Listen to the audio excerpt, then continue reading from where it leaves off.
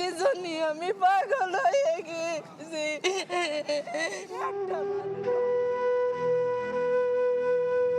আমি আল্লাহর কাছে নামাজ রোজা ভস্মীভূত ভবনের সামনে থেকে সরতে চাইছেন না রাবেয়া বেগম, কারণ তার তৃতীয় শ্রেণী পড়ুয়া রাইসা মনি এখনও ফেরেনি ঘরে। স্কুল, হাসপাতাল নাকি মর্গ, কোথায় খুঁজে পাবে নারী ছেঁড়া ধন? সে বিলাপ যেন থামাতে পারে না কেউ। আমি মা দুনিয়াতে এমন কিছু নাই আমার সন্তানের জন্য পারি না।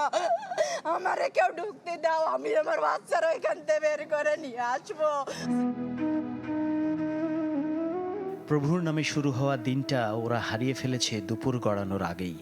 কঠোর পরিশ্রম আর প্রবল আত্মবিশ্বাস, এই ব্রত নিয়ে যে সোনালি স্বপ্নেরা বড় হচ্ছিল, ক্লাসরুমের চৌকাঠ পেরুবার আগেই হয়ে গেল নিঃশেষ।